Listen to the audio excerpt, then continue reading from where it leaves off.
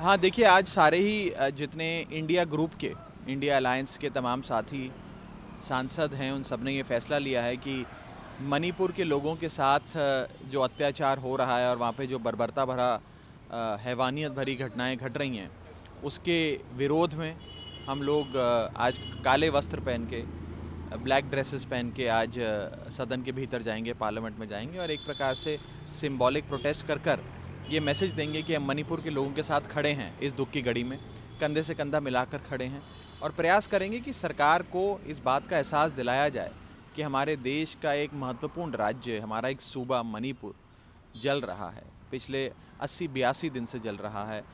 सरकार से विनती है कि बचा लो मणिपुर को, अपनी संवैधानिक जिम्मेदारियां निभाओ।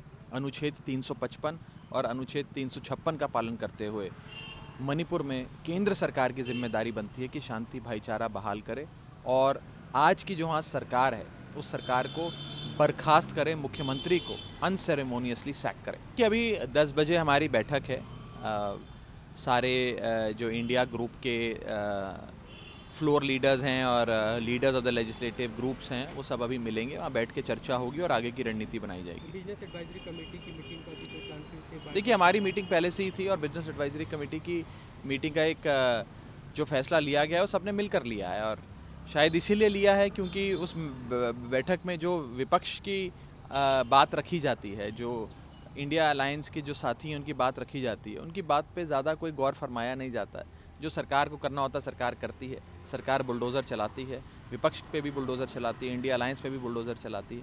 तो जब सरकार को सुनना ही नहीं तो फिर खाना पूर्ति के लिए थ्योरेटिकल एक्सरसाइज करने का कोई औचित्य नहीं रह जाता। मैं तो बड़ा आश्चर्यचकित हूँ ये सुनकर कि आज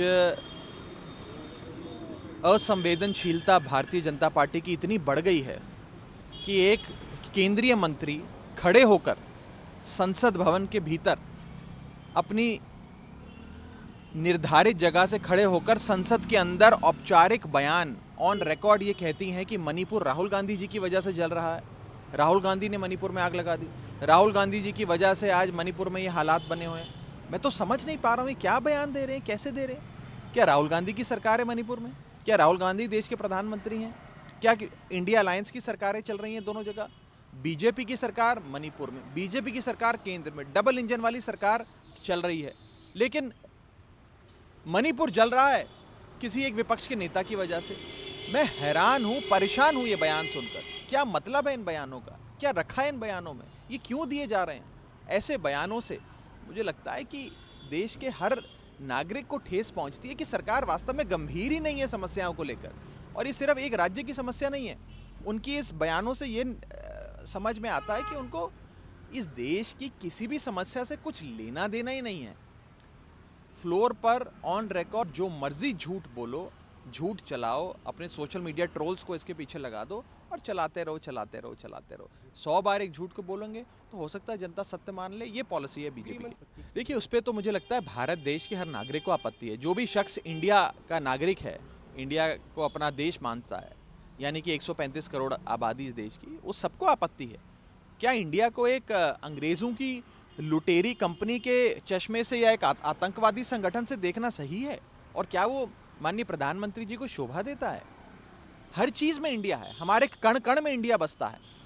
government of India, prime minister of India, constitution of India, Indian army, Indian air force, Indian navy, make in India, startup India, digital India, खेलेगा इंडिया, बढ़ेगा इंडिया, बढ़ोगा, सारी चीज़ों में इंडिया है।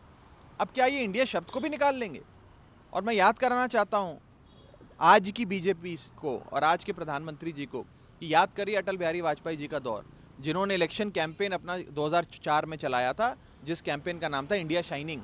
क्या अब आप इंडिया शाइनिंग पे भी प्रश्न चिन्ह खड़ा करेंगे? कि जो बात कल कही गई कि भारत देश दुनिया की तीसरी सबसे बड़ी अर्थव्यवस्था बनने जा रहा है, ये एक अरिथमेटिकल इनएविटेबिलिटी है, यानी कि ये होना निर्धारित है।